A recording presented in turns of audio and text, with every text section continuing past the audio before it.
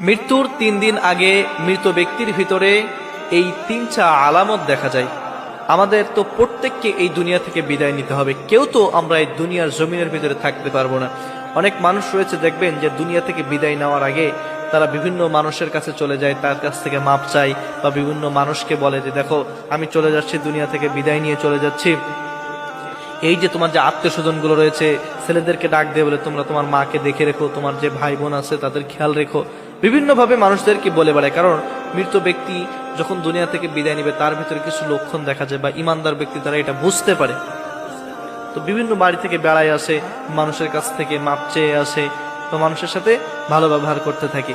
তো এটা তো তার ভিতরে লক্ষণ প্রকাশ পায়, এবং কিছু লক্ষণ তার ভিতরে দেখা যায় যেটা মানুষও বুঝতে পারে। তো কোন লক্ষণগুলো দেখা যায়? ৩টার ভিতরে ১ নাম্বার এবং প্রথমটা হলো তার খাওয়া দাওয়ার পরিবর্তন লক্ষ্য করবেন। দেখবেন যে সে আগে যেমন খাইতো তার থেকে খাওয়াটা কমে গিয়েছে। কারণ যখন একটা মানুষ মৃত্যুর সময় তার কাছে ঘনিয়ে আসে, তখন আল্লাহ তাআলা তার রিজিকটাকে উঠিয়ে নেন। সে বেশি খাইতে পারে না, রিজিকটা তার কাছ থেকে উঠে নেয়। সে রিজিক খাইতে পারে না, খাওয়া দাওয়া বেশি খাইতে পারে না, খাওয়া দাওয়ার ভিতরে পরিবর্তন চলে এসেছে। আগে যা খাইতো এখন অত আর খাইতে পারে না, একেবারে খাওয়া দাওয়া টোটালি কমে গিয়েছে, বেশি খাইতে পারে না। ২ নম্বরে যখন দেখবেন যে তার কথার ভিতরে অস্বাভাবিক পরিবর্তন দেখা দিয়েছে। আগে একটা সময় কত কথা বলতো, মানুষের সাথে কেমন ধরনের কথা বলতো, কিন্তু এখন দেখবেন যে বিনয়ী হয়ে গিয়েছে, কিংবা মানুষের কাছে ভালো ভালো কথা বলতেছে, আত্মীয় স্বজনের কাছে মাপ চেয়ে যাচ্ছে। কারণ তার ভিতরে এই পরিবর্তনটা লক্ষ্য হয়ে যায়। সে নিজেই বুঝতে পারে যে হয়তো আমি দুনিয়ার জমিনের ভিতরে বেশি দিন বেঁচে থাকবো না। অনেক ইমানদার ব্যক্তি রয়েছে দেখবেন যে বলে যে আগামীতে হয়তো আমি এইখানে আসতে পারবো না, দেখবেন যে তার কিছুদিনের ভিতরে সে দুনিয়া থেকে বিদায় নিয়ে নিয়েছে। অনেক মানুষ রয়েছে বলে যে ঠিক আছে আমি হয়তো পরের দিন তোমার সাথে দেখা না হইতে পারে। তার মনের ভিতরে ডেকে ওঠে, অটোমেটিক ডেকে ওঠে।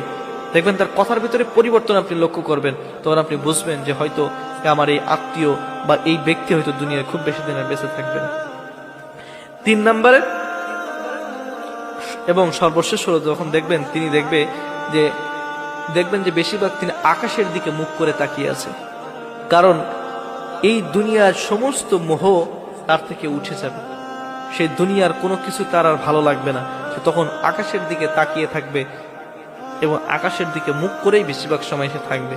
একটু চিন্তা করে দেখবেন যে কেউ মানুষের ভিতরে বসে হঠাৎ অন্য মানুষ আকাশের দিকে তাকিয়ে রয়েছে। যখন এই ৩টা আলামত কারোর ভিতরে দেখবেন, আপনি বুঝবেন এই ব্যক্তি হয়তো দুনিয়ার জমিনের ভিতরে হয়তো খুব বেশি সময় আর বেঁচে থাকবে না। ১ নম্বরে কি বললাম? যখন দেখবেন যে কোনো ব্যক্তির ভিতরে খাওয়া দাওয়ার অস্বাভাবিক পরিবর্তন দেখা দিয়েছে, সে খাইতেই বেশি